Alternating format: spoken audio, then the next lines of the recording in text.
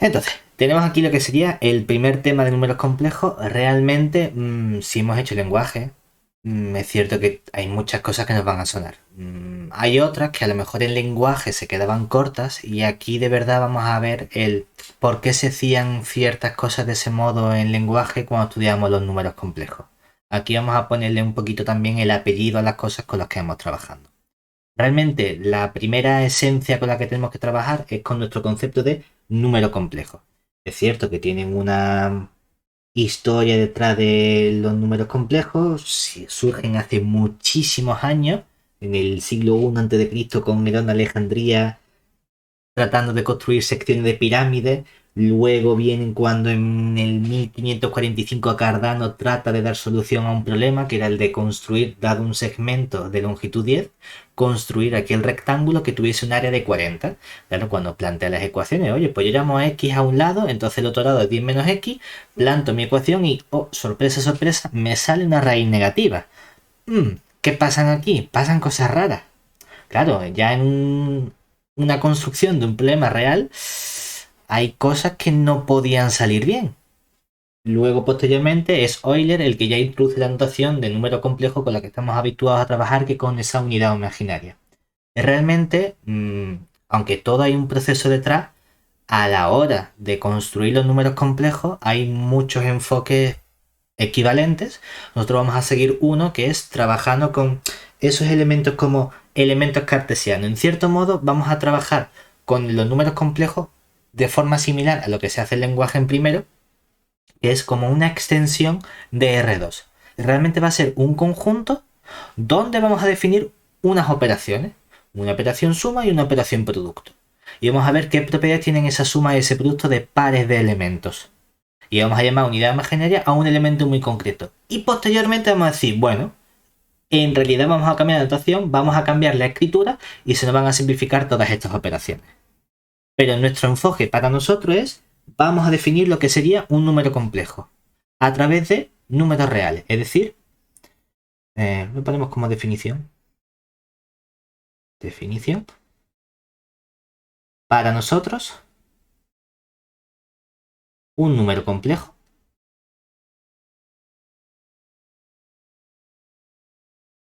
vamos a llamarlo Z, perteneciente a nuestro conjunto de números complejos C, es un par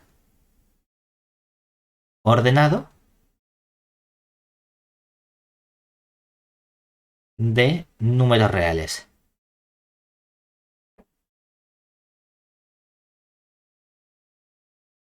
Es decir, para nosotros este Z, como es un par, es simplemente algo de la forma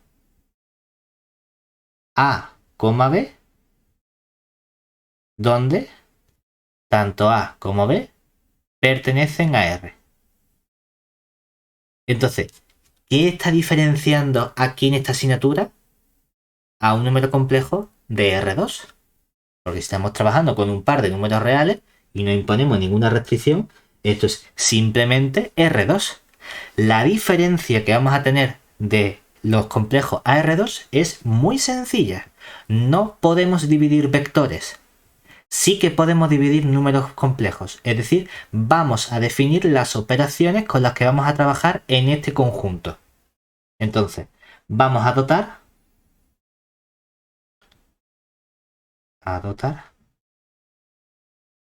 C de dos operaciones.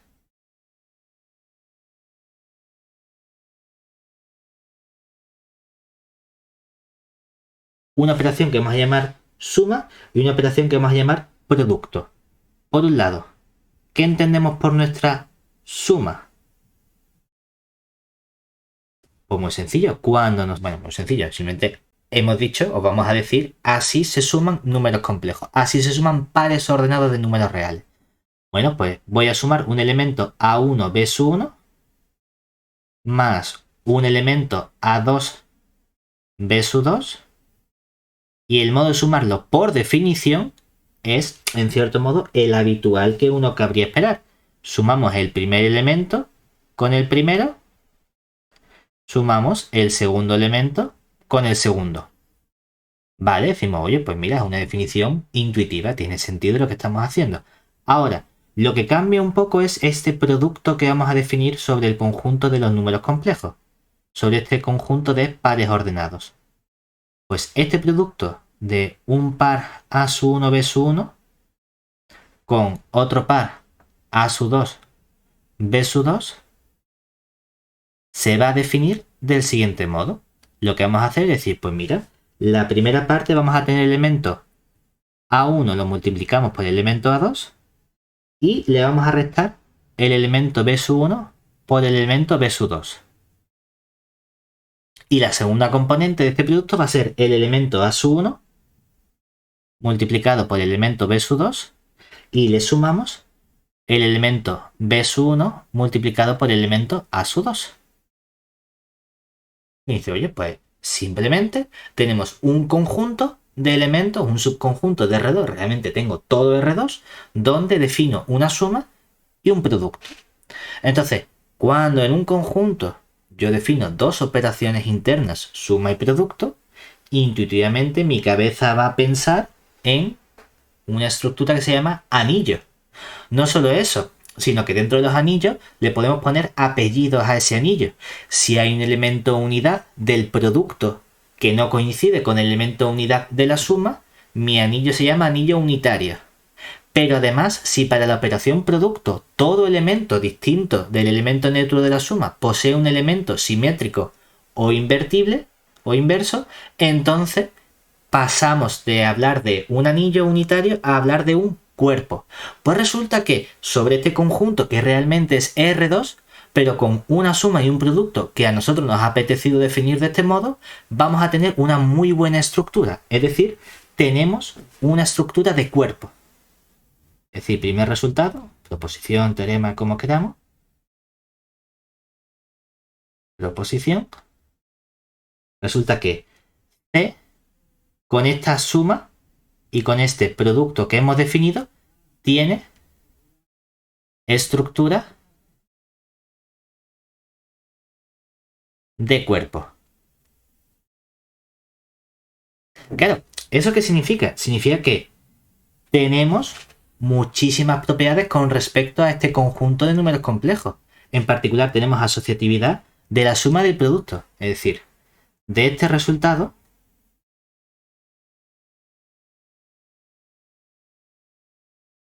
deducimos que, por un lado, la suma y el producto son asociativas. Además, también tenemos que, bueno, ponemos son asociativas y le voy a añadir y conmutativas. Si le pongo toda la misma frase. Además, resulta que tenemos elemento neutro. Voy a tener un elemento neutro para la suma y un elemento neutro para el producto. Es decir, el elemento 0, 0, que pertenece a mi conjunto C, que son pares ordenados, es el elemento neutro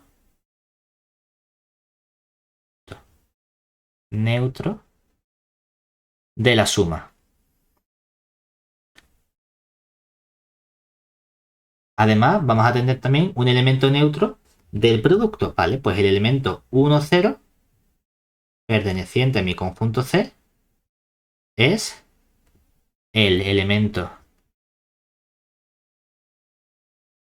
neutro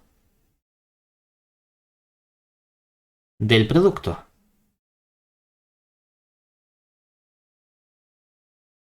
No solo eso, sino que también tenemos elementos opuestos para la suma, inversos para el producto o simplemente simétricos con respecto a cada operación. Es decir, por un lado, dado AB perteneciente a C, tenemos que el elemento menos A menos B es su opuesto.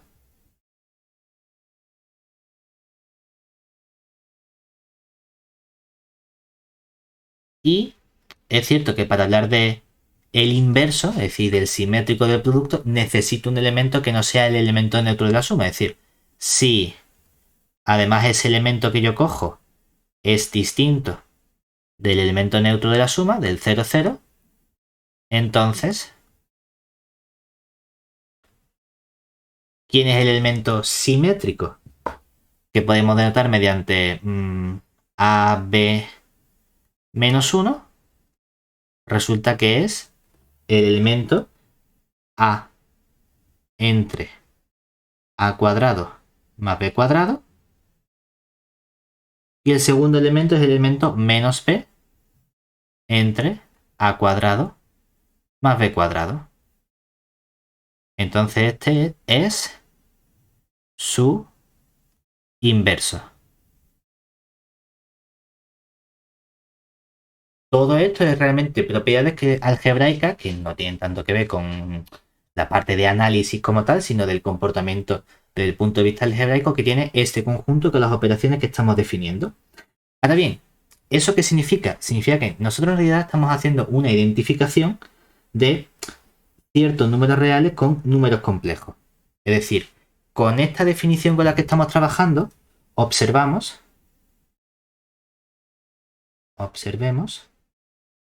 que entonces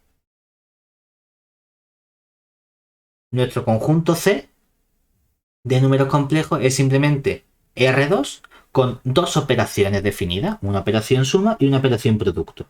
Pero con esa definición, el conjunto R, producto cartesiano simplemente con el 0, es identificable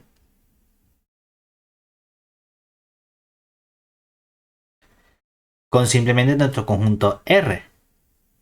¿En qué sentido? En el sentido de que existe una biyección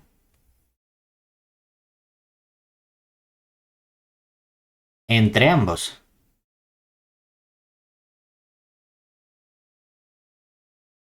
Una biyección que mantiene las operaciones con las que estamos trabajando. Es decir, yo puedo encontrar de R por el conjunto 0, el elemento 0, en R, puedo decir, pues mira, los elementos que estoy tomando de R por 0 son elementos de la forma A, 0, y esto lo voy a mandar mi aplicación phi, vamos a llamar phi, que va de este conjunto en este, phi de este par A, 0, lo voy a definir simplemente como el elemento A. Entonces, particular, esta aplicación phi mantiene la suma y el producto en R por 0, lo convierte en suma y producto en el conjunto R. Es decir, lo que estamos viendo es que de este modo,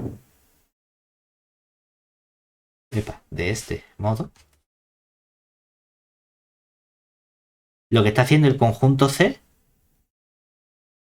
es extender el conjunto de los reales a otro tipo de conjunto más grande. Es decir, de este modo C puede entenderse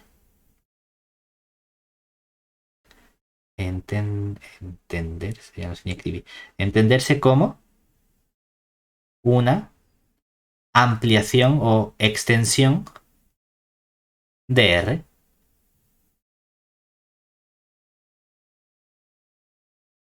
Porque realmente R lo estoy identificando con el conjunto R por 0, que es un subconjunto de este conjunto de números complejos C. Es decir, que realmente estamos haciendo una extensión o ampliación de nuestro conjunto de números reales. Ahora bien, no me gusta trabajar exactamente con estos elementos, quiero cambiar un poco la notación. Entonces vamos a utilizar una identificación súper importante que es la que nos va a permitir trabajar con este elemento de forma más sencilla. Es decir, definición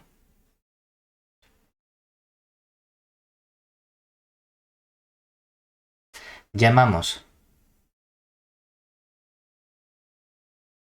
unidad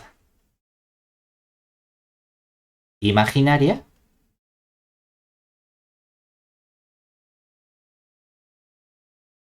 al elemento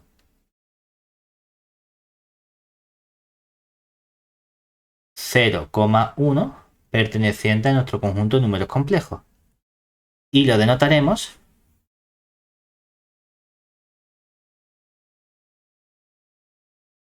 mediante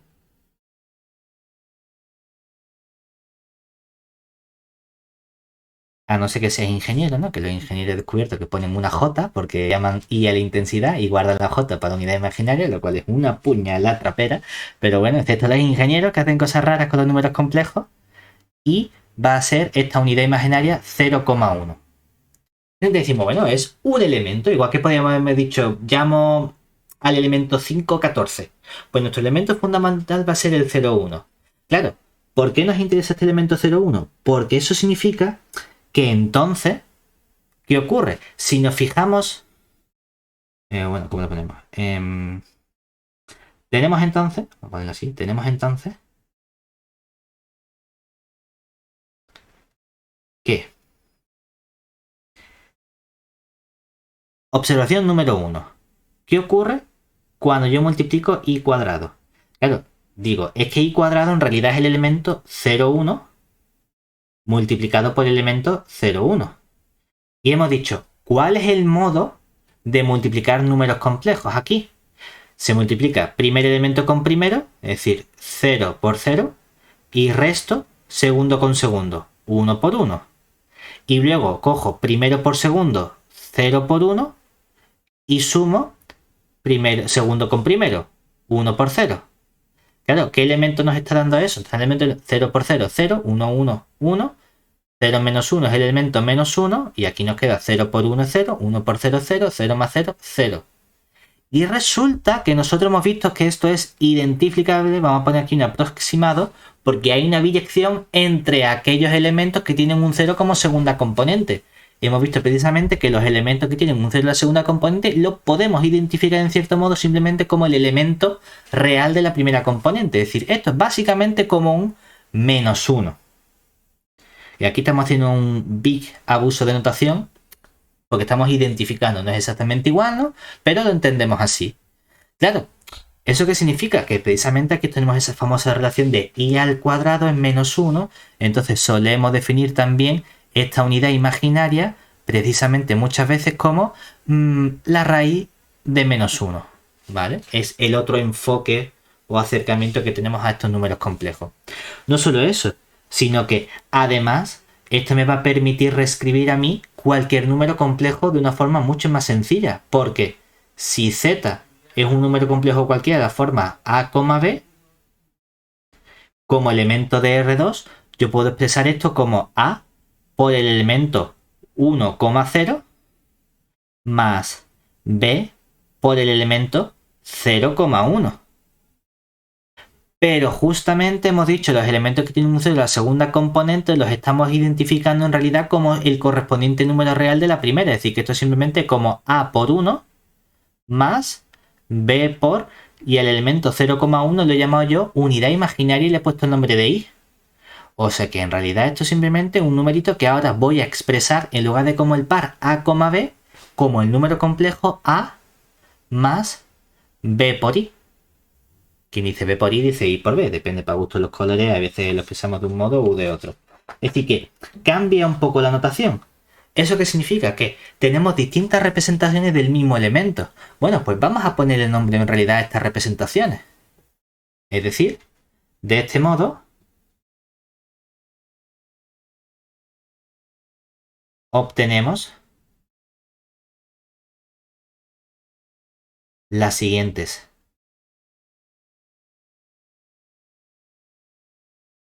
representaciones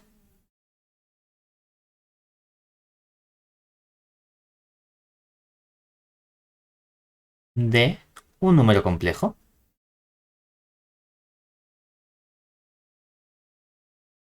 Vamos a poner z perteneciente a C. Por un lado, lo que llamamos la forma cartesiana.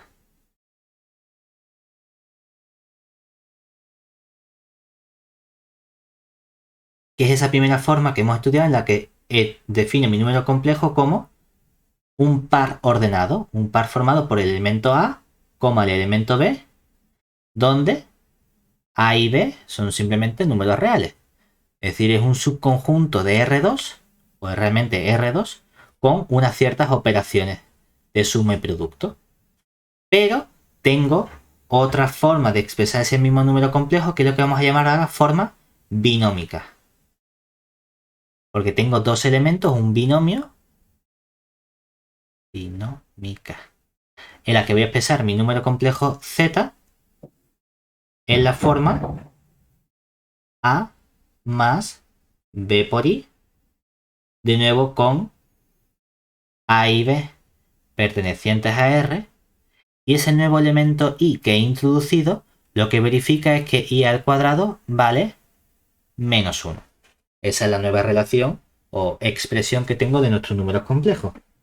Lo interesante es que esto me permite ponerle nombre también a estos elementos y estudiar de forma más sencilla cómo se comportan esas operaciones de suma y producto. Yo tengo la suma y producto realmente definidas para la forma cartesiana, pero si realizo esta reinterpretación en forma binómica, ¿qué aspecto tendrían esa suma y producto? Bueno, pues vamos a verlo. Lo primero, vamos a ponerle nombre realmente a los elementos de nuestro número complejo. Me da igual que hablemos de esos elementos en forma cartesiana o forma binómica, se van a llamar igual. Es decir, dado un z, que sea mi número complejo, o bien de la forma a, b, o bien de la forma a más b por i, llamamos por un lado parte real de z a un elemento que vamos a llamar r sub re de z, que se define como la primera componente a, o el término que está multiplicando por esta y. Y por otro lado vamos a llamar parte imaginaria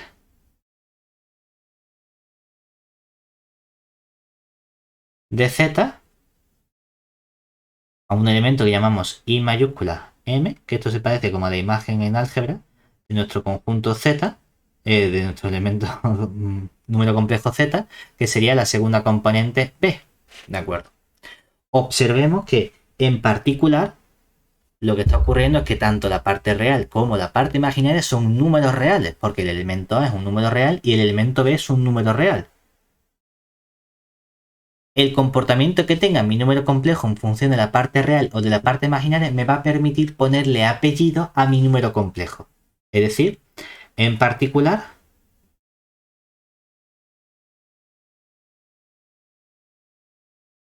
tenemos que,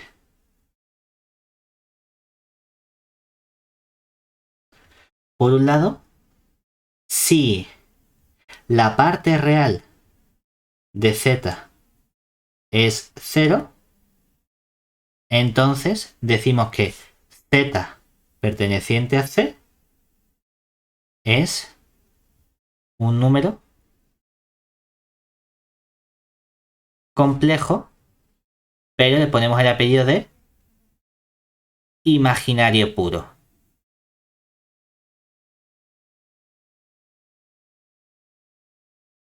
Porque toda la información está condensada en la parte imaginaria ahí.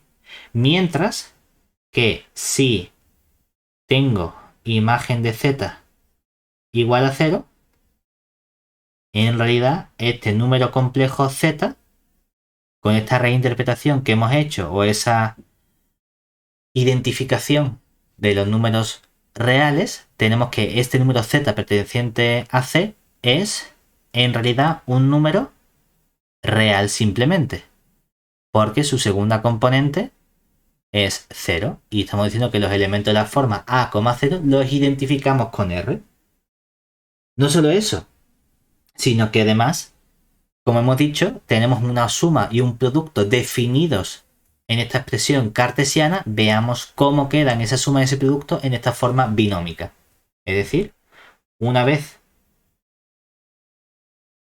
que hemos introducido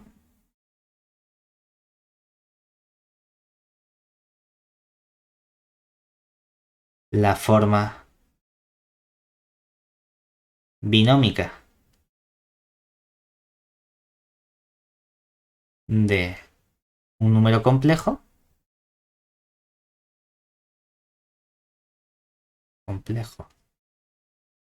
veamos cómo se comportan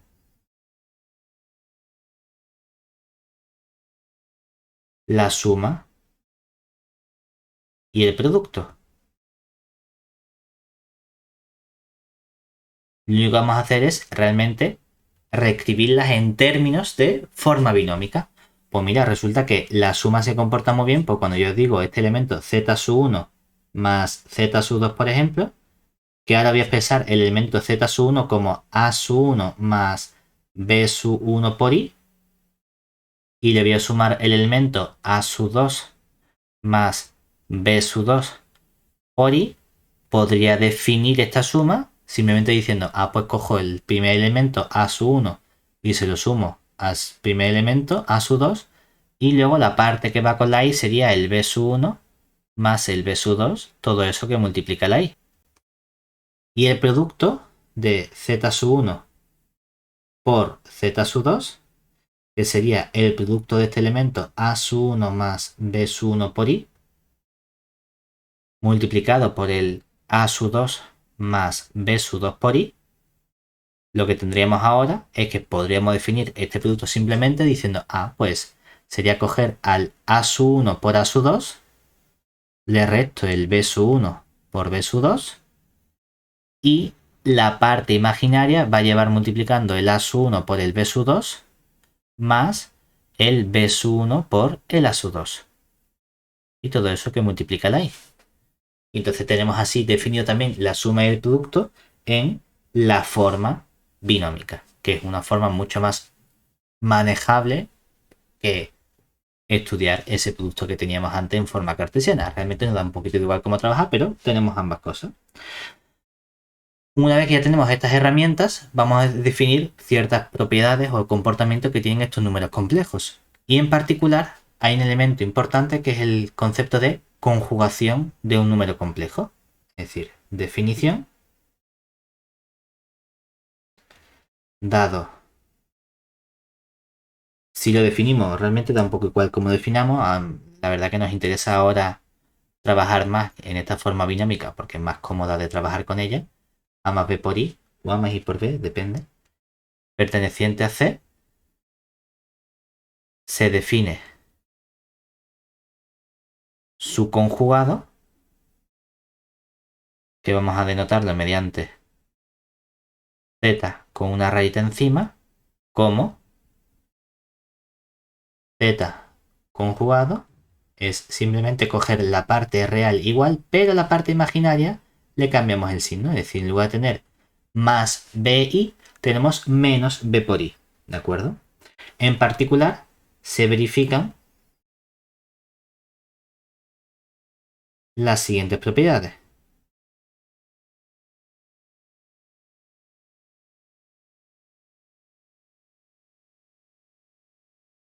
Y esto sería para todo elemento z sub 1, z sub 2, z sub 3, z perteneciente a los complejos. Primera propiedad. ¿Qué relación hay con esta conjugación cuando la aplicamos dos veces? Claro, si le volvemos a conjugar el conjugado, volvemos a cambiar de signo, este menos bi, entonces tenemos que el conjugado de z y todo eso que es conjugado, le ponemos como dos rayitas encima, o rayita paréntesis, es justamente el mismo elemento z.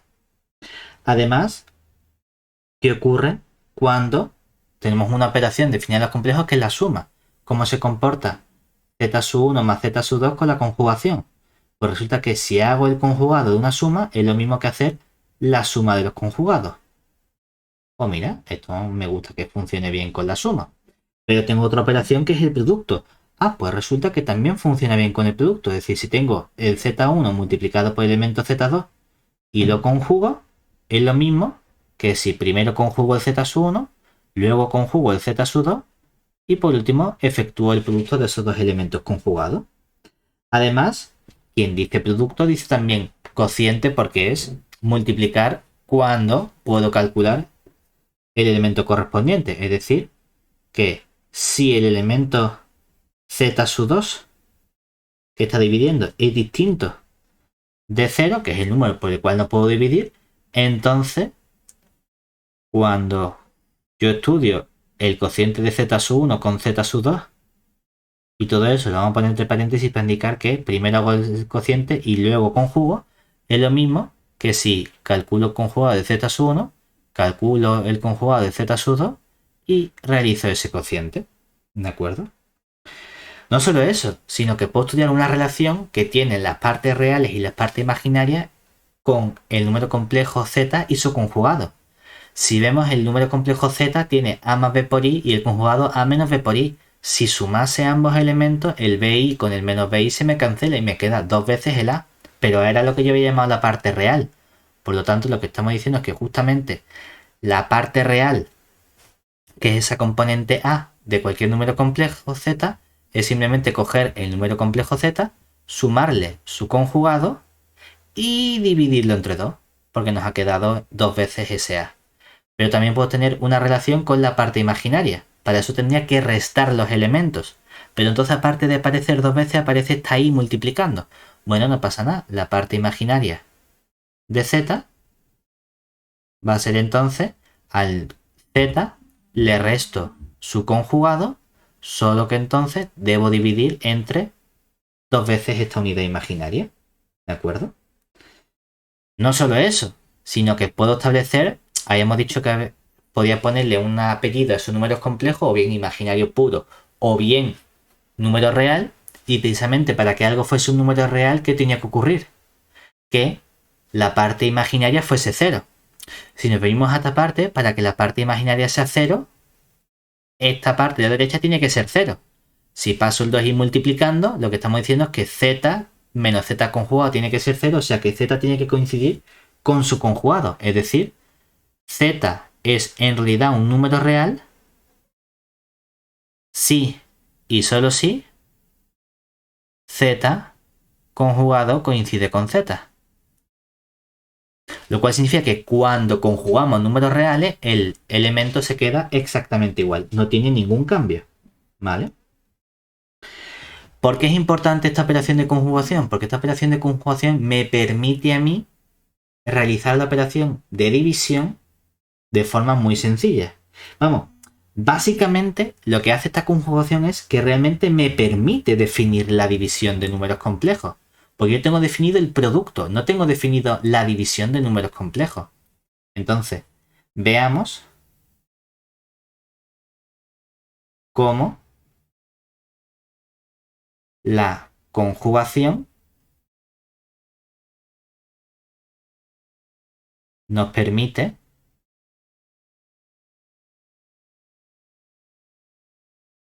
definir correctamente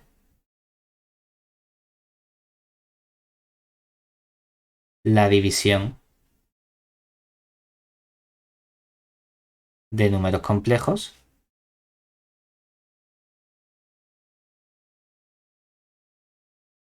en forma binómica.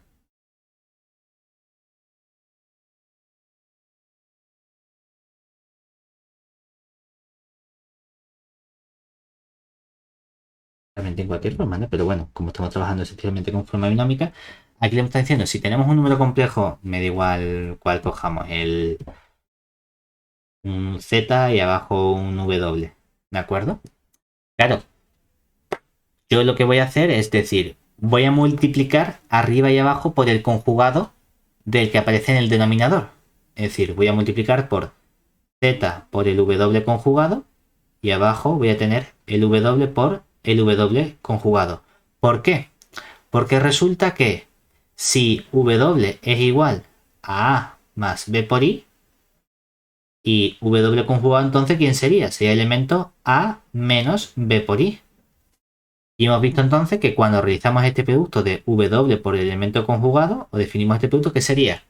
El a por el a, restamos el b por el menos b, es decir, nos quedaría a cuadrado más b cuadrado como parte real, y luego, ¿qué multiplicaría la parte imaginaria ahí? Sería el a por el menos b, y sumamos el a por el b. Ah, pues a por menos b y a por b suman 0. O sea que nos queda simplemente a cuadrado más b cuadrado.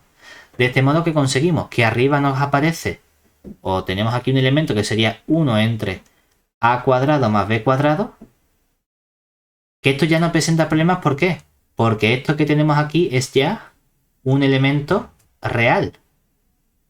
Y podemos multiplicar o dividir por números reales. Y luego aquí sí nos queda el producto del número complejo z por el número complejo w. O sea que la división de números complejos es en realidad multiplicar dos números complejos con un cierto factor, aquí una ponderación que tiene delante. O sea que realmente es el modo en el que estamos dividiendo números complejos. El modo de dividir números complejos es multiplicar arriba por el conjugado y normalizar por un cierto factor delante.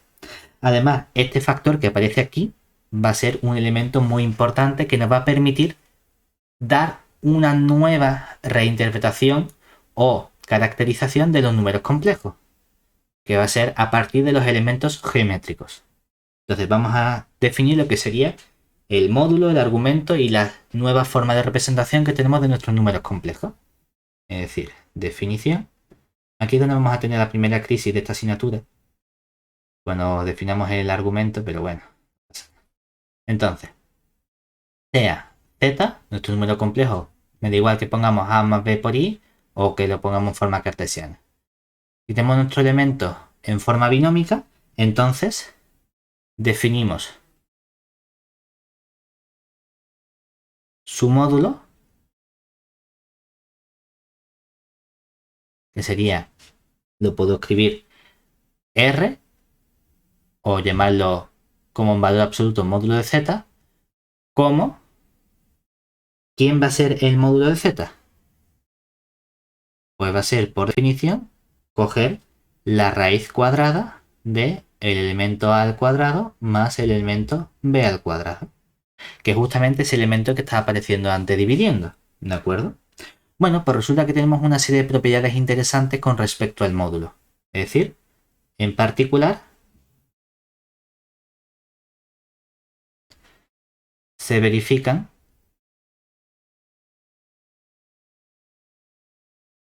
las siguientes propiedades.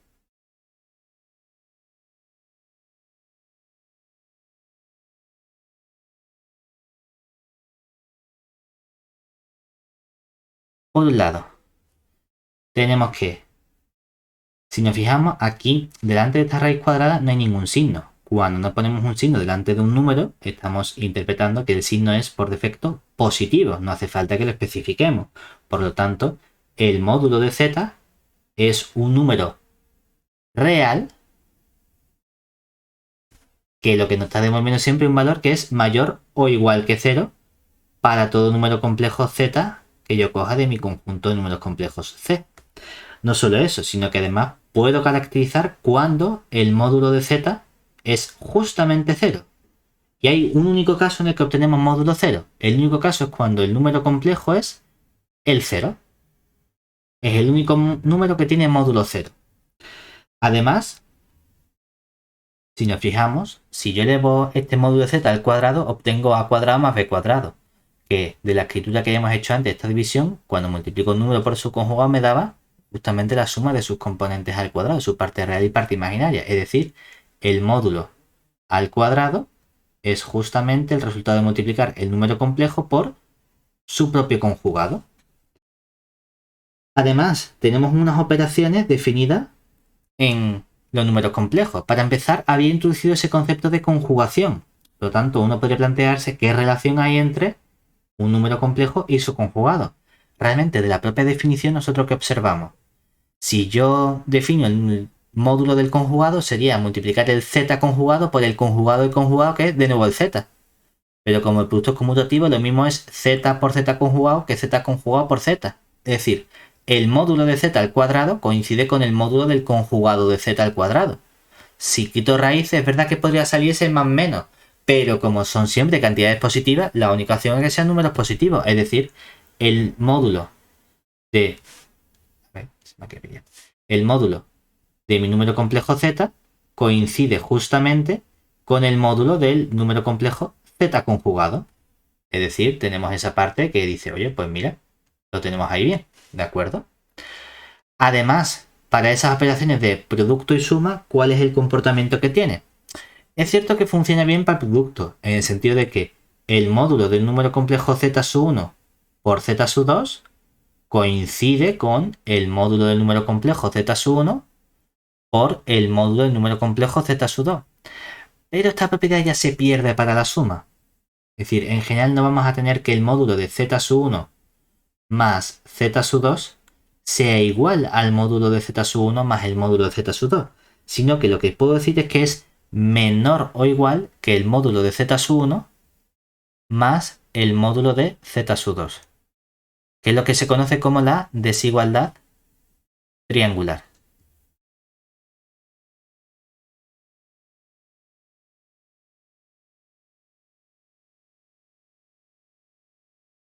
Realmente, si nosotros nos ponemos a jugar con esta desigualdad triangular y esperamos un poquito con estos elementos, llegamos a lo que se conoce como la desigualdad triangular inversa, que nos dice que si ahora lo que hago es estudiar la diferencia entre el módulo de z1 menos el módulo de z2, y como esto puede ser uno más grande o otro más grande, le ponemos un valor absoluto, porque ahora son números reales, eso es menor o igual que el módulo de z1 menos el módulo de z2, que es lo que se conoce como desigualdad triangular inversa. Vamos a llamarlo desigualdad triangular de t inversa. Y por último, si operamos con estos módulos y vamos al cuadrado, lo que tenemos es justamente que el módulo de z1 al cuadrado más el módulo del z2 al cuadrado, cuando tenemos dos números complejos, es justamente igual a un medio de el módulo del elemento z1 más z2, todo eso al cuadrado, más el módulo del z1 menos el z2, todo eso al cuadrado, que es lo que se conoce como la identidad del paralelogramo. Realmente son propiedades que surgen más de propiedades más analíticas que tenemos de interpretar esta operación de módulo, más en la parte de análisis como una operación que llamamos de norma sobre nuestro espacio. Entonces las normas tienen ciertas propiedades generales, que son estas que aparecen aquí. Aquí lo estamos haciendo de forma concreta para nuestro espacio de números complejos C. Pero bueno, lo que nos interesa esencialmente es que siempre tenemos números reales positivos, que el único número complejo que tiene módulo 0 es el 0, y esta identificación que tiene o esta relación entre módulo y multiplicación con el conjugado. Ahora, hay un nuevo elemento que aparece asociado a los números complejos aparte del módulo, que es el argumento. Y aquí es donde tenemos que tener un poquito más de cuidado con cómo se definen los argumentos. Para empezar, porque el concepto de argumento, que es en lo que se va a basar toda esta asignatura esencialmente, todas las funciones o todas las multifunciones que veremos más adelante, se basan todas, no hay ninguna que no se base en la multifunción argumento. Si recordamos, nosotros cuando trabajamos con funciones, ¿qué es lo primero que nos dicen sobre una función, esencialmente, o una aplicación? Que un mismo elemento no puede tener dos imágenes distintas. Si eso ocurre, eso no se llama función. Pues como pasa en análisis complejo, cada vez que hay un problema, ¿qué hacemos? ¿Nos vamos para atrás? No, señor. Le cambiamos el nombre. ¿Que tengo raíz de números negativos? No pasa nada. Tú llámalo i y tira para adelante. A ver qué pasa. Ya está. ¿Que tienes una función y resulta que a un elemento le asocias dos valores distintos? No, hombre, no. No pasa nada. Llámalo multifunción. Eso es esencialmente el concepto fundamental con el que vamos a trabajar. Y hay una multifunción fundamental que tiene que ver con ángulos, con esas razones trigonométricas. ¿Por qué? Porque esencialmente cuando nosotros hablamos de ángulos, claro, no hay un único ángulo, sino que hemos establecido que hay infinitos ángulos que tienen las mismas razones trigonométricas, el mismo seno y coseno, que son las razones trigonométricas fundamentales. Ese es en cierto modo el comportamiento que vamos a tener con este ángulo, que ahora el nombre pijito que le vamos a dar al ángulo es el concepto de argumento. Pero vamos a distinguir. ¿Por qué? Porque esencialmente vamos a trabajar con una multifunción, aunque no lo queremos llamar todavía así, porque es lo que vamos a ver en el siguiente tema, simplemente ese concepto de ángulo o argumento de un número complejo. Y vamos a hacer esa distinción en función de que consideremos todos los posibles valores que puede tener o queremos elegir uno en concreto para ponernos todos de acuerdo. Claro, como hay infinitos, si tú eliges uno y yo elijo otro, nos van a salir cosas distintas. No queremos eso. Queremos trabajar todos con lo mismo. Pues ni siquiera nos pusimos de acuerdo para decir cuál es ese elemento con el que todos vamos a trabajar. Pero bueno, vamos a hacer lo que se pueda. Ahora bien, vamos a estudiar ese concepto de argumento ahora. Es una categoría un poquito más importante porque todo se basa en este concepto de argumento.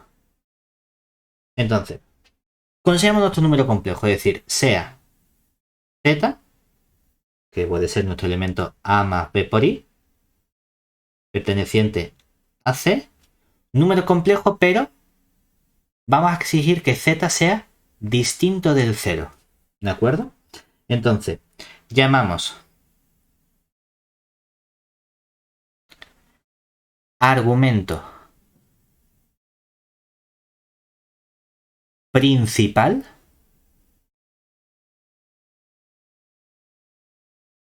de z. ¿A quién? Pues al único número real. Y aquí es donde yo tengo la crisis. Normalmente el argumento principal lo sabemos distinguir con la primera letra en mayúscula. ARG de z. O si queremos, como es un ángulo lo que está representando, lo podemos llamar también, no sé, los ángulos tita, alfa, que te da más coraje para ponerle al ángulo. El tita. Me da exactamente igual. Tita. Ahora, el problema está en dónde elegimos este único elemento. Yo que me gusta el análisis complejo y que investigo análisis complejo, para mí siempre el argumento principal está entre menos pi y pi. Siempre. Pero es cierto que hay otra gente, supongo que será la misma gente que considera el 0 como un número natural, que hacen cosas raras, que establece el argumento principal entre 0 y 2pi. No pasa nada, nadie se muere, ¿no? Es simplemente, bueno, un poquito de costumbre y de notación y de historia, estamos más acostumbrados a una cosa que a otra. No pasa nada, lo único que en esta asignatura, en esta carrera, en esta universidad, por algún extraño motivo, han elegido tomar como argumento principal entre 0 y 2pi. Cerrado en el 0, abierto en el 2pi, ¿de acuerdo? Es importante. No pasa nada. Lo único es este número tita que verifica lo siguiente. ¿Qué tiene que verificar? Pues lo que tiene que verificar es que justamente cuando yo calculo el coseno de este elemento tita, resulta que lo que obtengo es el número a entre la raíz de a cuadrado más b cuadrado. O si lo identificamos con los elementos que he estudiado, vemos que este elemento A es justamente la parte real de z, mientras que abajo lo que estamos consiguiendo es justamente el módulo de z. Y de modo que el seno de este ángulo tita, zeta, teta es justamente el b entre la raíz cuadrada del a cuadrado más b cuadrado. O lo que es lo mismo, la parte imaginaria del z dividido entre el módulo del z. Hay un único número entre 0 y 2pi que verifica eso. A ese único número entre 0 y 2pi que verifica eso lo llamamos argumento principal del z. La única diferencia es que estoy acostumbrado a que el argumento principal sea entre menos pi y pi. Pero en este libro toman como argumento principal entre 0 y 2pi. No pasa nada, simplemente esa es la única diferencia. Ahora bien, este es el argumento principal. Es una función, porque me devuelve un único número. Es decir, a cada número z le asocio un único número real entre 0 y 2pi, que es este argumento. Ahora, el argumento a secas ya no es una función, es lo que llamaremos una multifunción, pero en realidad es un conjunto. ¿Por qué? Porque dado θ igual a argumento de z, es decir, si elegimos ese valor real entre 0 y 2pi, sabemos que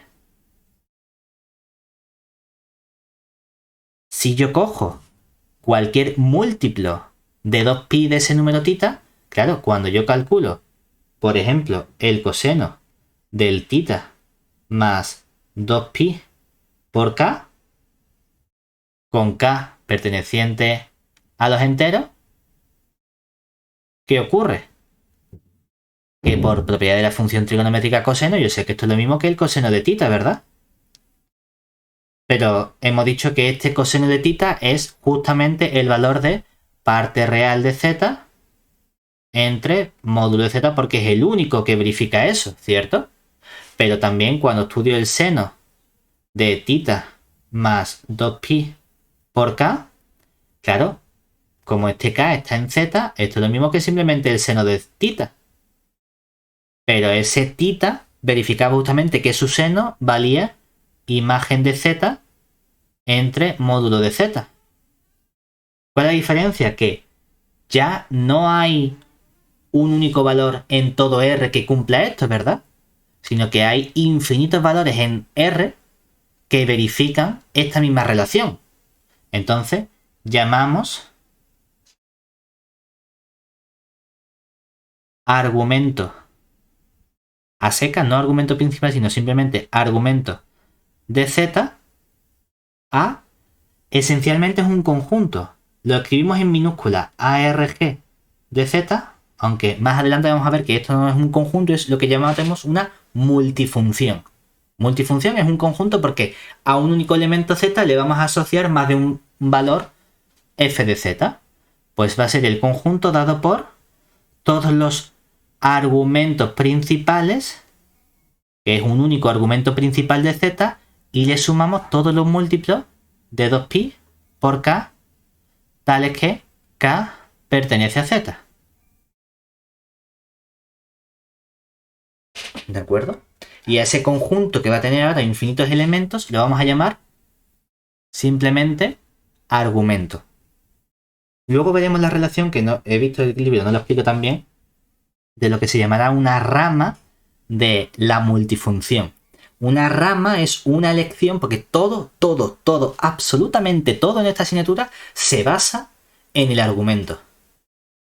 Todo se basa en la multifunción argumento y en la rama principal o argumento principal. Una rama será más adelante lo que veremos nosotros, una elección de ese argumento, ¿vale? En general, es cierto que podríamos tomar otras elecciones, es decir, vamos a poner aquí una nota, porque también es habitual utilizar una notación, y es que a ver, es habitual utilizar la notación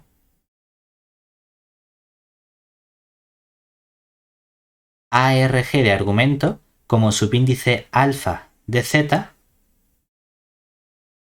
para indicar el argumento que está, aunque esto lo he visto ya más para la forma correcta que me gusta a mí, que es menos pi más alfa, pi más alfa. ¿De acuerdo? Y esto sería para indicar ese único valor que está en el intervalo menos pi más alfa, pi más alfa. ¿De acuerdo? El libro no habla de esta notación, simplemente define el argumento principal entre 0 y 2pi y cualquier otro es coger múltiplos de. ¿De acuerdo? Pero bueno, que muchas veces si nos encontramos aquí un subíndice, un argumento de 5pi, ¿eso qué significa? Pues estamos buscando justamente el que está entre el menos pi más 5pi y el pi más 5pi, ¿vale? Otro. Porque en cada intervalito de amplitud 2pi sabemos que va a haber un único valor. A esa elección será una elección de mi ángulo o argumento, ¿vale? Lo interesante es que este módulo y argumento ya me permite a mí dar una nueva o nuevas representaciones de un número complejo. Es decir, gracias al módulo y argumento podemos proporcionar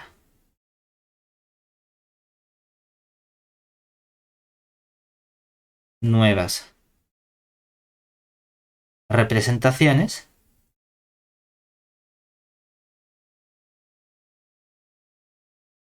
del o de un número complejo.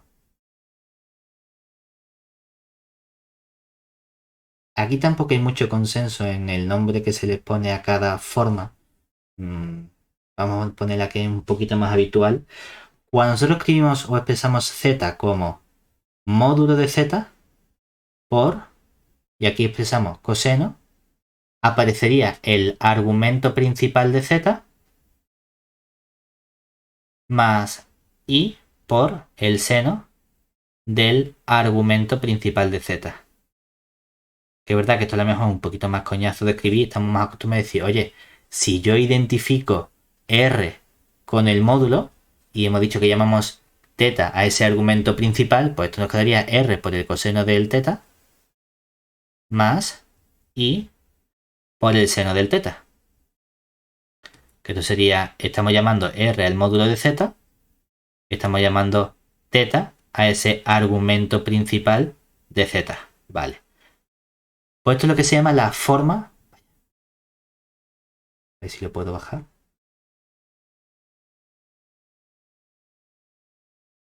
Ah, perfecto. Pongo aquí. Esto es lo que se llamaría la forma trigonométrica.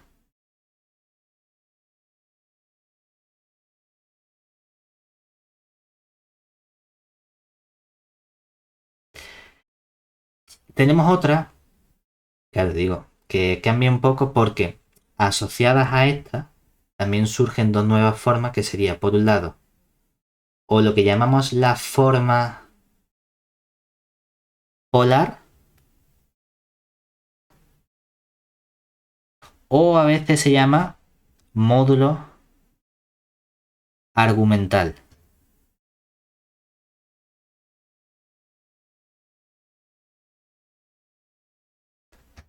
Aquí lo único que estamos expresando es el número complejo z y estamos indicando su módulo R y como subíndice su ángulo θ. La verdad que esta es la que a mí menos me gusta.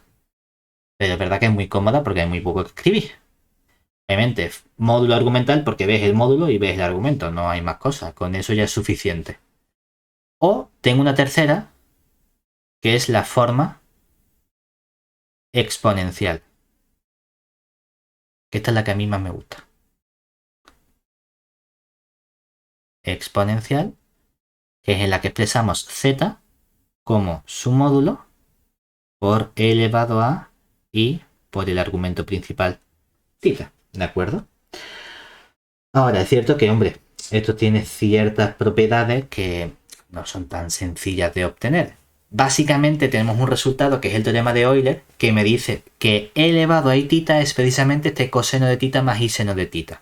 Eso es un pedazo de teorema que le debemos a Euler que, hombre, que aunque nosotros lo vemos y es relativamente intuitivo, en su día no fue tan sencillo ver que esta exponencial elevado a i θ es justamente este coseno más i seno de θ, ¿de acuerdo? Pero bueno, al final llegamos a estas tres formas. Hay muchas veces, digo que hay un poco de, que no hay tanto consenso porque esta parte del módulo argumental, hay veces que a cualquier forma en la que aparezca el módulo de argumento se le llama en general módulo argumental. Es decir, que a lo mejor la trigonométrica hay alguien que también la llama módulo argumental. O la exponencial alguien la llama también módulo argumental. Porque aparece también el módulo y el argumento. Depende un poco. Los ingenieros, por ejemplo, a esta forma la llaman forma rectangular.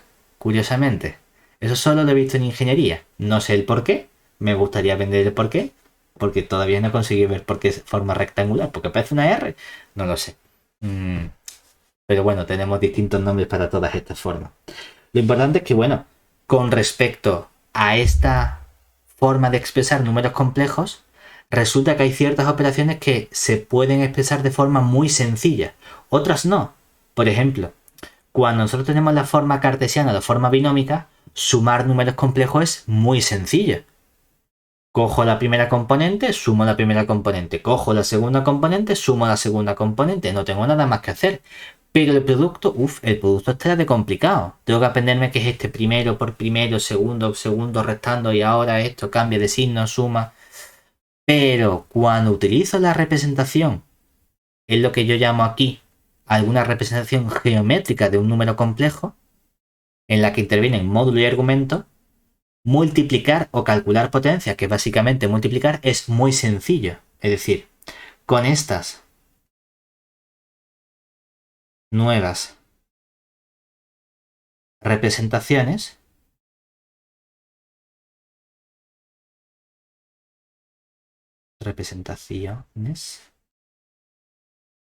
multiplicar es mucho más sencillo.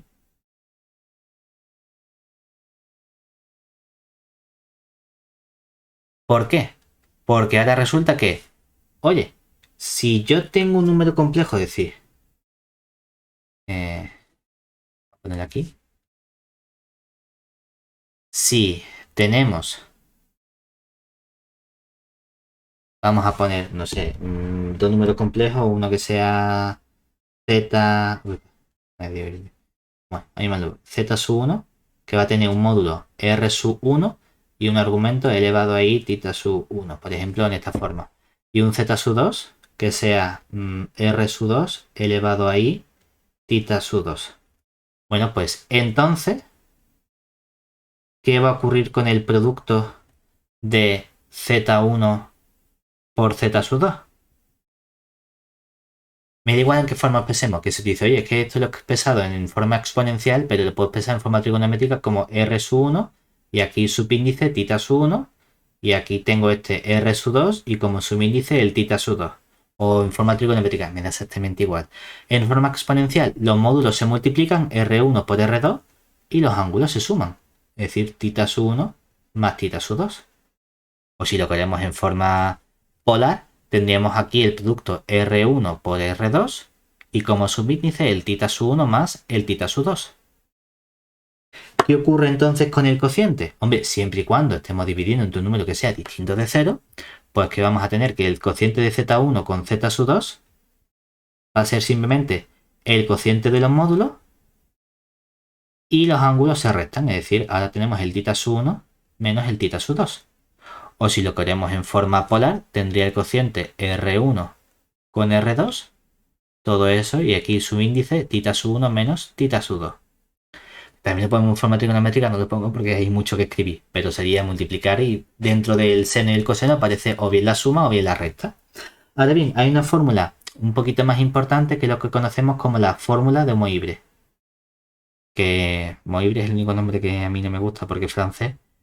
Fórmula de Moivre o algo así, Moivre, para mí, para los no franceses, que lo que nos permite relacionar básicamente es la trigonométrica con la exponencial o cualquier otra forma. Es decir, lo que tenemos nosotros es que si yo estudio la potencia de un número complejo z elevado a n, claro, si lo expreso, por ejemplo, en forma trigonométrica o forma exponencial, lo que tenemos es que aquí aparece un r elevado a n y aquí aparecería ahora el coseno de tita más y seno de tita. Y todo eso estaría elevado a n. De momento nosotros no hemos aplicado la fórmula. ¿La fórmula dónde aparece? Aparece en este paso de aquí. Vamos a poner fórmula de Moivre, Fm, porque nos dice que, oye, la parte esta que tienes tú aquí con los módulos, eso no cambia. Es decir, tú sigues teniendo aquí el módulo de r elevado a n. Lo importante es lo que aparece justamente aquí dentro. Y es que puedes meter esta n dentro del seno y del coseno. Es decir, aparece coseno de n tita más y seno de n tita. Claro, realmente de estas relaciones es relativamente sencillo, porque uno dice, claro, si multiplicar es simplemente sumar ángulos. Cuando calculo una potencia es sumar el mismo ángulo el número correspondiente de veces. Pues la forma trigonométrica lo que aparece dentro es ese número correspondiente de veces. Es decir, no estamos haciendo nada a priori tan nuevo como tal, ¿vale? Pero igual que estudiamos potencia, hay una parte un poquito a lo mejor más compleja que es el cálculo de raíces. Entonces, para el cálculo de raíces, ¿qué tenemos? Cálculo de raíces. Son siempre más complicados porque estamos haciendo el proceso contrario y los problemas inversos son más complicados en matemáticas porque no es tan inmediato. Entonces, ahora, dado un número complejo W perteneciente a C y un cierto n perteneciente a los naturales, buscamos aquellos z perteneciente a C que verifican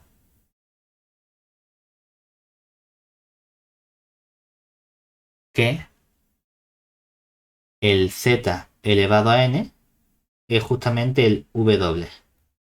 Claro, esto lo podemos reinterpretar nosotros como decir que el z es hacer la raíz n-ésima del W. W elevado a 1 partido por n o simplemente la raíz n-ésima de este número complejo.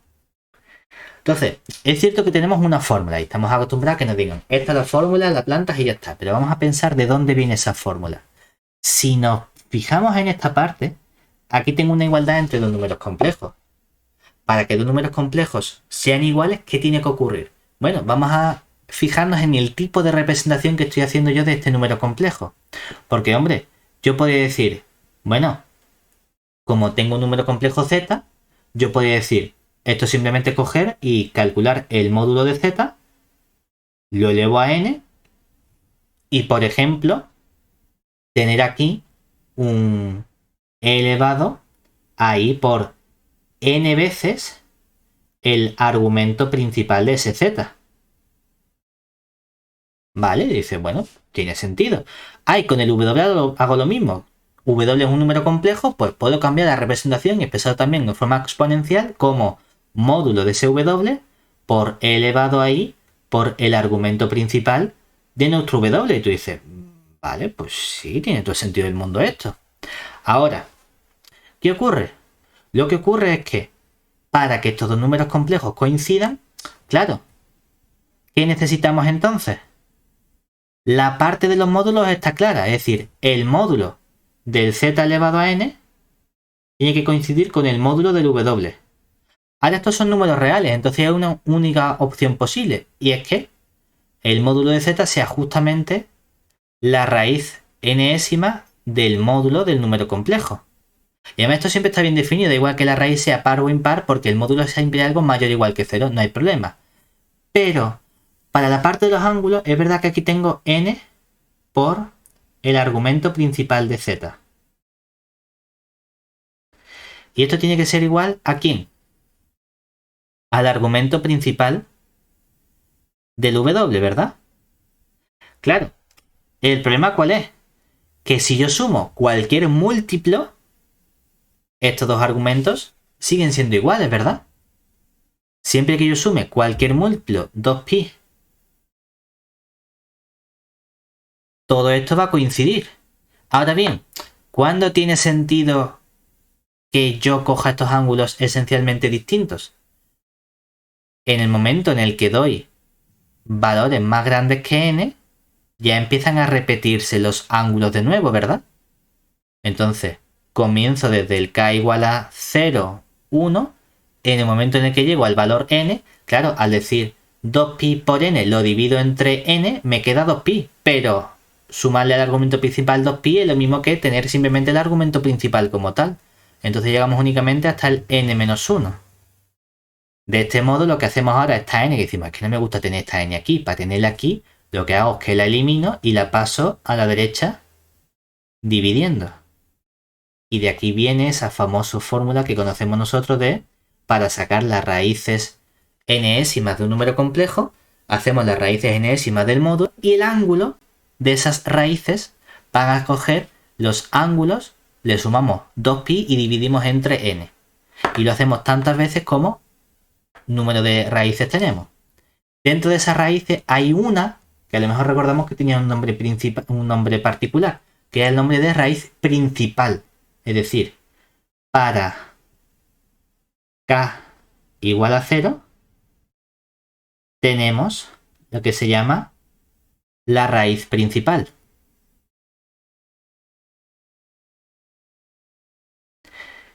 ¿Y esta raíz principal qué aspecto tiene? La hacemos representar como z sub 0, que sería módulo raíz enésima del módulo de w por e elevado a i, y el ángulo que tiene es el argumento principal del w, como la k vale 0, sumo 2pi por 0, que es no sumo nada, y divido entre n. ¿Por qué se llama raíz principal? Porque es justamente la que coge el argumento principal del w. Claro, en ese momento pues nos decíamos, pues, o bien no nos dicen que es la raíz principal, o nos dicen, bueno, pues será la primera y ya está, y no hay nada que ver. No, porque todo se basa en el concepto de argumento y el argumento principal. Esa diferenciación que hay entre una elección o cualquier otro elemento. ¿De acuerdo? Última parte que nos interesa ver. Esta parte de módulos y argumentos es importante porque nos permite dar una representación geométrica y gráfica de los números complejos. Realmente lo único que estamos haciendo es que, como los números complejos no dejan de ser pares de números reales ordenados, puedo representarlos en el plano real, o si lo interpreto como números complejos, en lo que llamamos el plano complejo o plano de Argand. Ahora bien, vamos a hacer una distinción porque no es exactamente C lo mismo que R2. Precisamente porque en R2 sí tengo definida una suma de vectores, pero no tengo definido ese producto o cociente. Mientras que en los números complejos sí. Esa es la diferencia fundamental. Entonces vamos a estudiar lo que sería esa representación de nuestro plano complejo. Es decir, representación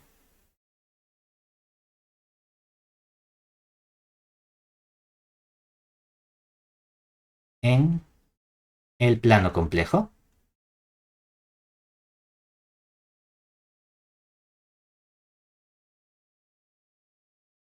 Aquí. Entonces ahora para nosotros decimos, bueno, pues sea z nuestro número complejo a más b por i perteneciente a C. ¿De acuerdo? Entonces, hemos visto que podemos representar o expresar también nuestro número complejo z como el par a, b. ¿De acuerdo? Perteneciente al conjunto C. Decimos al conjunto C porque aquí hay dos operaciones definidas, pero también podríamos identificar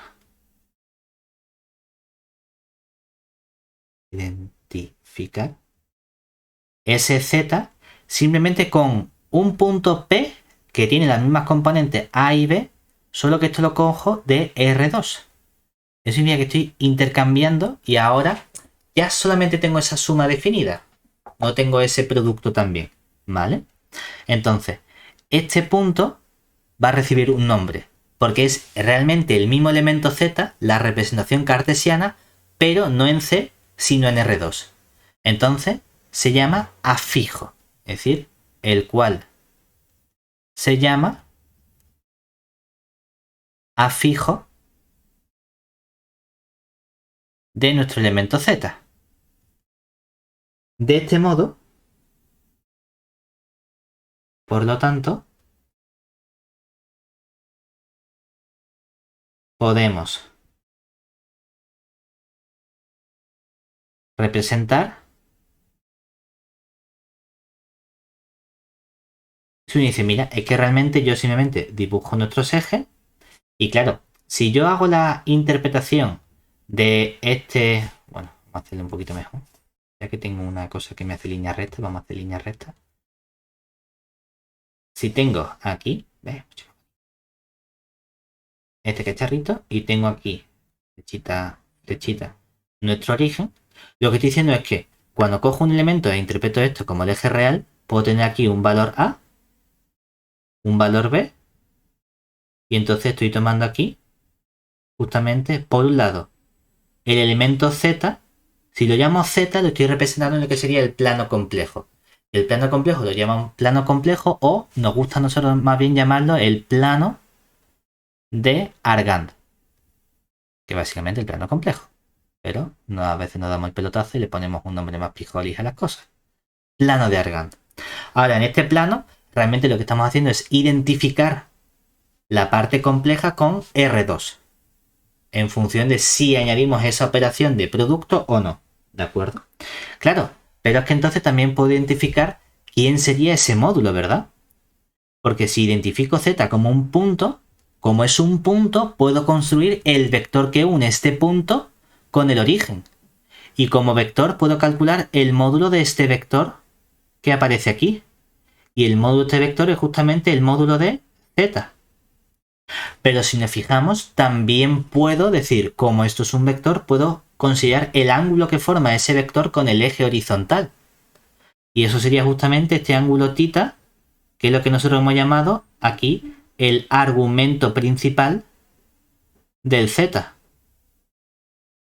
Entonces resulta que geométricamente tengo una interpretación guay de los números complejos, porque este A es justamente la parte real de mi número complejo Z, mientras que este B es justamente la parte imaginaria de nuestro número complejo Z.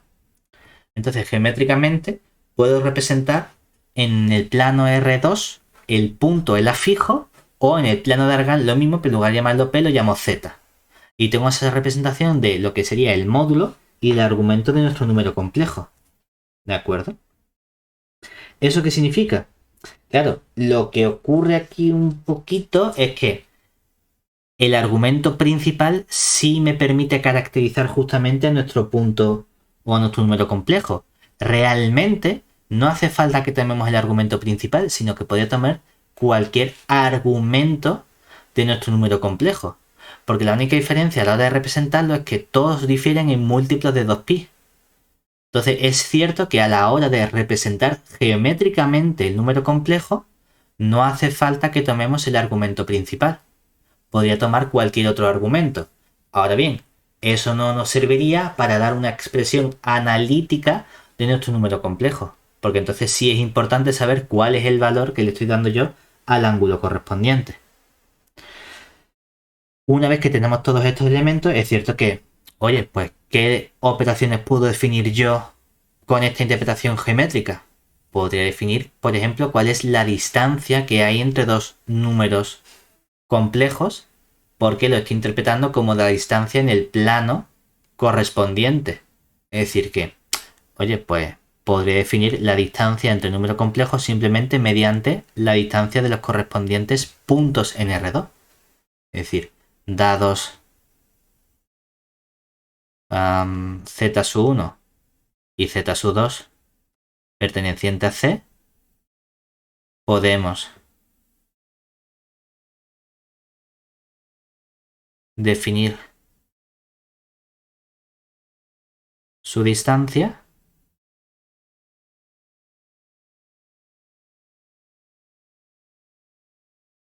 como, pues lo único que tenemos que hacer es coger y decir distancia de z1 a z2 sería el módulo de correspondiente vector, pero claro, el módulo que va del punto z1 al punto z2 es justamente el vector o el elemento z2 menos z1, ¿verdad?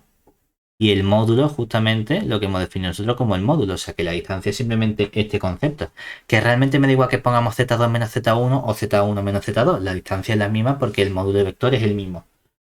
Solemos poner z2, z1 así para identificar que es el segundo menos el primero mentalmente, ¿no? Pero bueno, queda un poco igual esa operación que estamos haciendo ahí. Ahora bien, en los números complejos hay una parte un poquito más puñetera, que es el concepto de infinito. Ese concepto de infinito que ya no es tan sencillo como en los reales. ¿Por qué? Porque si nos fijamos, con esta representación que nosotros estamos haciendo, vamos a estudiar un tipo de conjunto. Es decir, si usamos esta representación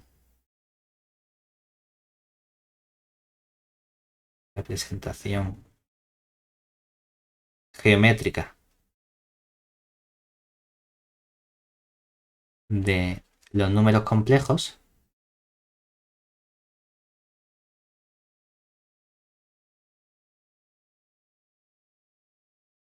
observamos que si yo considero este conjunto, vamos a llamarlo C sub R, que va a ser el conjunto de puntos C perteneciente a los complejos, tales que el módulo de Z es igual a R. ¿Qué representa esto geométricamente? Dice, mira, es que yo puedo hacer una interpretación que sería interpretar este Z como un par A, B perteneciente a C, ¿verdad? Como una especie de R2, pero no es R2 porque tiene otras operaciones, tales que entonces el módulo sería la raíz de A cuadrado más B cuadrado es igual a R. Pero esto es lo mismo que decir simplemente que A cuadrado más B cuadrado sea igual a R al cuadrado. Luego, cuando nosotros representamos este conjunto, ¿qué tipo de conjunto tenemos precisamente? Una circunferencia, ¿verdad?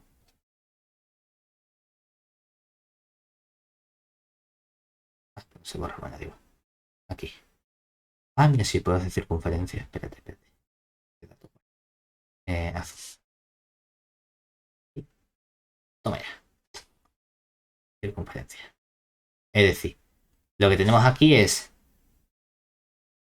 tengo mis ejes, tengo aquí mi origen, y este conjunto azul sería justamente el conjunto C sub R. Claro, entonces nosotros ¿qué vemos? Aquí funciona un poco igual que el mismo problema que teníamos en funciones de varias variables 1. Cuando yo aumento el número de variables, aumenta el modo o la forma en la que tú puedes tender hacia un cierto punto. Claro, aquí cuando hablamos del concepto de infinito, uno dice, claro, ¿qué significa más infinito? ¿Significa que yo me voy acercando solo por la derecha? Porque no me puedo acercar solo por la derecha, me podría acercar también por arriba o en esta diagonal. Y también me voy al infinito. Entonces ya no está tan claro ese concepto de infinito. Pero uno puede decir, oye, es cierto que en una especie de tipología mental, lo importante de este conjunto C sub R es el módulo que tienen todos estos números. Todos tienen el mismo módulo.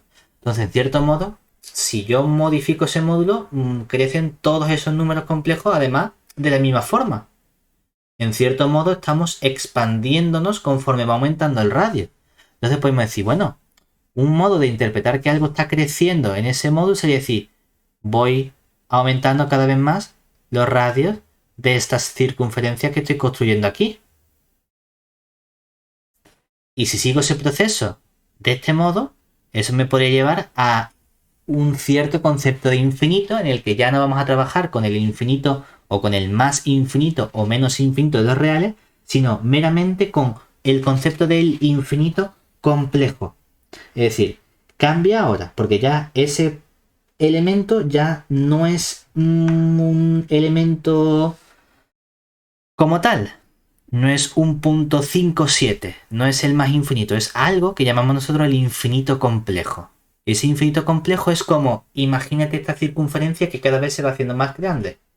A lo mejor lo tienes más sencillo porque ya hemos trabajado también con cosas que se van al infinito abstractas en geometría proyectiva. Entonces, pues bueno, es esa idea de al final, vale, pues ese es mi concepto de el infinito complejo.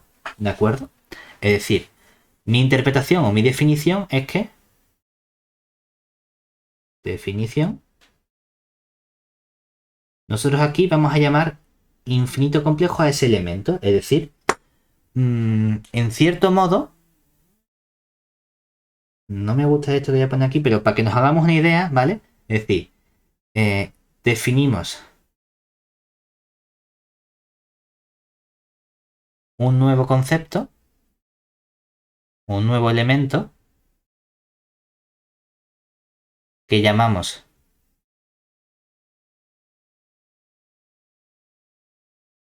el infinito complejo, el cual denotamos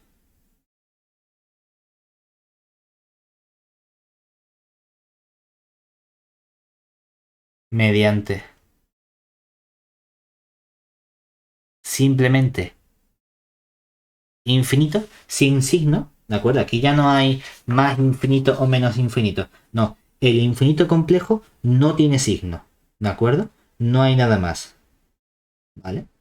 Entonces, ese concepto de infinito complejo es lo que el libro llama punto del infinito. O también punto del infinito, que tiene un poquito que ver con ese hiperplano del infinito que estudiamos en perspectiva, ¿de acuerdo? Y esto que voy a escribir no me gusta exactamente, pero es una interpretación geométrica que nos puede ayudar y que podremos interpretar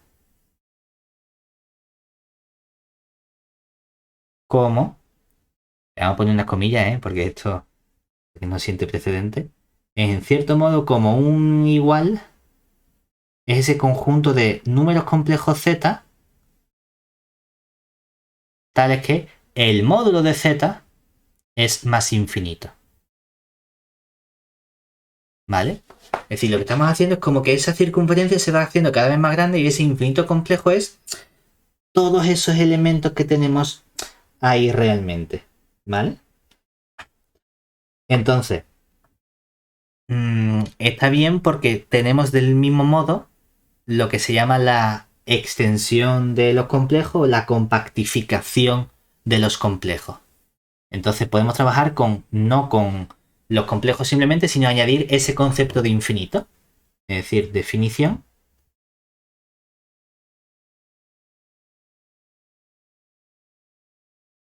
Definimos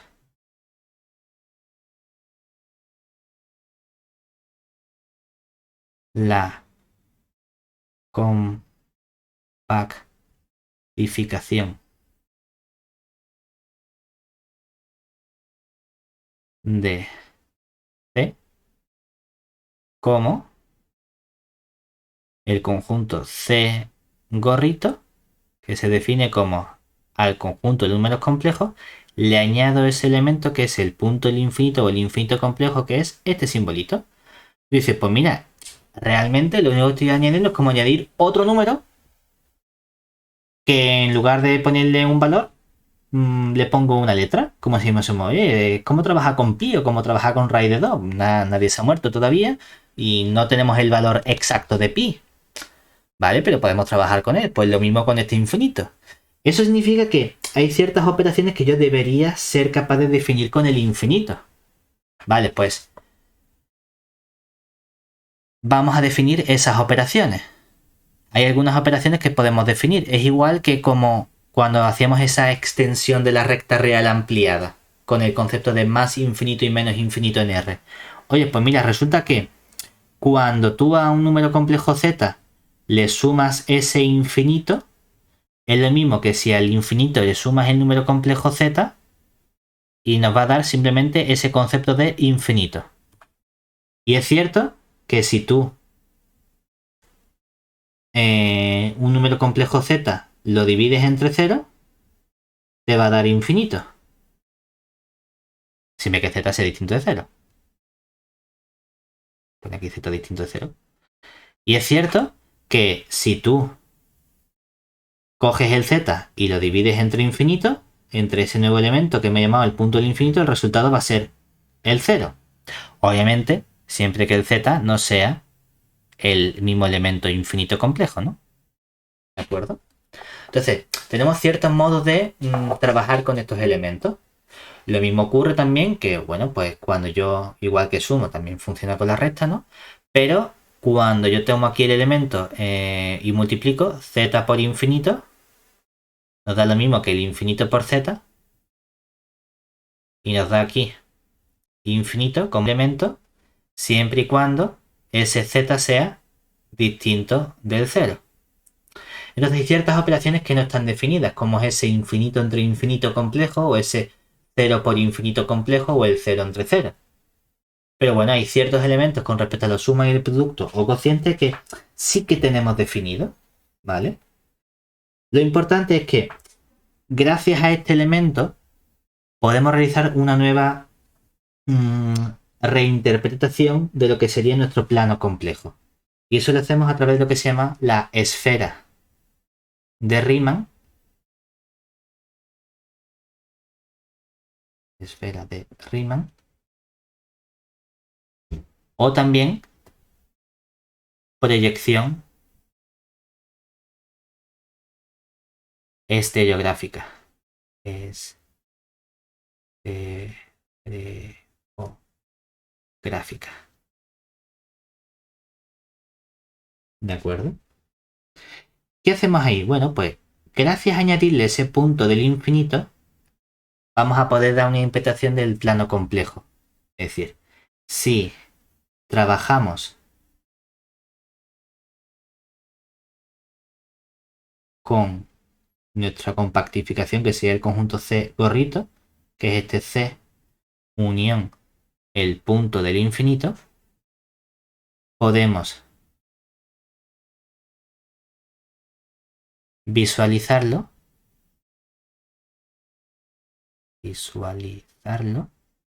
en la esfera de Riemann. ¿Qué hace esta esferita de Riemann? Bueno, permite trabajar del siguiente modo. Lo único que estamos haciendo es, supongamos que nosotros tenemos nuestros ejes, y más o menos. Ahora, buena pregunta, a ver cómo consigo dibujar una esferita. Estoy dibujando 2D, ¿no? Bueno, vamos a intentarlo. Más o menos tal que así la esferita. Y ahora ve si yo soy capaz de hacer algo aquí. Eh, a ver. Epa. A ver cómo lo pongo. Poner aquí. Vale, tal que así. Y lo voy a mover. Toma. Vale. Esta esferita. Y de práctica dibujando esferas. Entonces, lo que estamos haciendo aquí realmente es como si dijésemos, ¿dónde está nuestro plano complejo? Nuestro plano complejo lo podemos visualizar como el plano del suelo, el plano horizontal. Este plano que tenemos aquí sería el plano complejo C. ¿De acuerdo? Ahora tú dices, bueno, claro, pero es que aquí hay más elementos. Estoy en 3 dimensiones. Entonces, ¿qué estamos identificando nosotros con esta esfera? Esta esfera es lo que estamos identificando con el conjunto C gorrito. La esfera de Riemann la identifico con la esfera S2 de R3. ¿De acuerdo? Que es lo que se llama la esfera de Riemann. ¿Cómo permito hacer o cómo puedo hacer esa identificación de la esfera con el plano complejo? A través de lo que llamamos nosotros la proyección estereográfica. ¿Qué hace esa proyección estereográfica? Elegimos un punto inicial. Ese punto inicial hay varias formas. La más clásica es coger el punto del polo norte. Este punto que tenemos aquí, ¿de acuerdo? Que sería el punto, si trabajamos con coordenadas, el punto 0, 0, 1, ¿de acuerdo? O lo puedo llamar P sub n, P me da exactamente igual, ¿de acuerdo? Vamos a llamarlo aquí P sub n mayúscula de polo norte. Y ahora, cuando yo coja cualquier otro punto, el que sea, por ejemplo, este punto de aquí, cualquier otro punto de la esfera, ¿de acuerdo? ¿Qué va a hacer mi proyección estereográfica? Lo que va a hacer va a ser decir, oye, pues como tengo 2 puntos, ¿qué me entran ganas de hacer? Me entran ganas de coger la recta que pasa por esos 2 puntos. Y trazar esta recta que pasa por esos 2 puntos. Es decir, tengo aquí un punto cualquiera, vamos a llamarlo P, y esta función o esta recta que tenemos aquí es la recta que pasa por el polo norte P sub n mayúscula y el punto P de nuestra esfera de Riemann. ¿De acuerdo? Ahora, ¿qué ocurre? En el suelo tengo mi plano complejo. Que mi plano complejo, lo que estoy haciendo aquí en cierto modo es identificar este plano complejo con el conjunto R2. Solo que en esta parte, como estoy trabajando en R3, sería R2 producto cartesiano con el 0. Estoy diciendo el plano complejo son los puntos de R3 que tienen altura 0. Entonces, lo que podría estudiar es, vamos a ver cuándo esta recta corta a mi plano horizontal, a mi suelo. Entonces, este punto, que en la imagen de mi proyección estereográfica, me da igual que le llamemos phi de z o lo que sea a esa aplicación, perdón, phi de p, lo que está dando es el punto de corte con el conjunto C. Entonces, en cierto modo, lo que estoy diciendo es, esto, ¿quién sería? Sería mi número complejo Z, ¿verdad? Estoy haciendo una identificación de los números complejos con el corte de esa recta. ¿Por qué es necesario añadir ese punto del infinito? Porque conforme tú vas subiendo en cierto modo por este polo norte, ¿verdad? Cuanto más te vas acercando, ¿qué ocurre? Más lejos está esa circunferencia. Es decir, si uno piensa en todos los puntos que están situados en el mismo... esto se llama paralelo, ¿verdad? En el mismo paralelo de esta circunferencia, ¿qué ocurre con todos los puntos que están en este mismo paralelo? Que cuando trace la correspondiente proyección, todos van a estar situados en la misma circunferencia del plano complejo, ¿verdad? Conforme yo voy subiendo por esta esfera, cada vez se va alejando más la recta del origen que tengo aquí de nuestro conjunto R3. Cuanto más suba más se va alejando esa recta. Claro, ¿el problema qué es? El problema es cuando se acerca todo lo que tú quieras al polo norte, ¿verdad? Y es que el radio de esas circunferencias, ¿a qué se está acercando? Al infinito. Claro, y tenemos un problema porque yo no puedo coger justamente la recta que se apoya, que es tangente a ese polo norte, ¿verdad? Porque entonces esa recta paralela, como es paralela, no corta al plano horizontal, a mi conjunto de números complejos, y eso no puede ser. ¿Qué hacemos? Hacemos una mezcla de proyectiva con análisis y decimos, no, tú piensas que si esa recta y el plano se van al infinito, cuando te aleja, parece que se están cortando.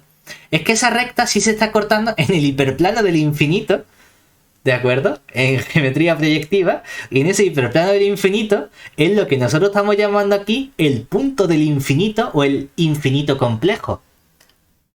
Realmente todo está relacionado en la carrera, ¿no? Entonces, aquí vemos por qué es importante la geometría proyectiva. Porque de este modo puedo identificar visualmente, estoy haciendo esa biyección entre la esfera de Riemann, que es mi plano complejo compactificado con ese punto del infinito, con el plano complejo usual, mediante esa proyección estereográfica. Para eso tengo que añadirle ese punto del infinito que está ahí arriba para que efectivamente sea una biyección. Si no, habría ciertos elementos que en un determinado instante no podría acercarme porque ya están suficientemente lejos y no tendría esa biyección, ¿vale? Pues de verdad que todo punto se puede identificar ahí, ¿vale? Esto es para no tener que quitar el punto del polo norte. Si quitases el punto del polo norte, entonces esencialmente sería la misma cosa.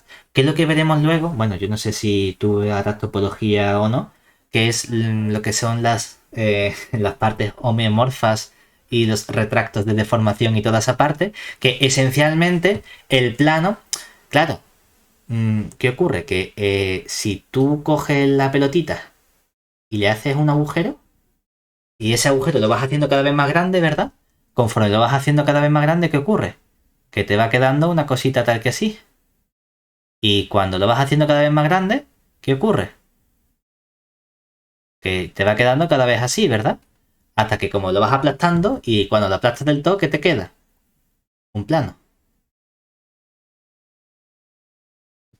Entonces, esencialmente la esfera con un agujero es homeomorfa al plano. Sin el agujero no. Si le añado el punto, entonces no puedo decir que es lo mismo que el plano C. Por eso tengo que añadir otro punto, que es este punto del infinito. Eso es lo que está ocurriendo aquí realmente. No tiene tanta utilidad a la hora de trabajar, realmente simplemente es más anecdótico que sepamos que, bueno, que nos permite, cierto, que nos permite visualizar todo el plano complejo de forma compacta en una esfera.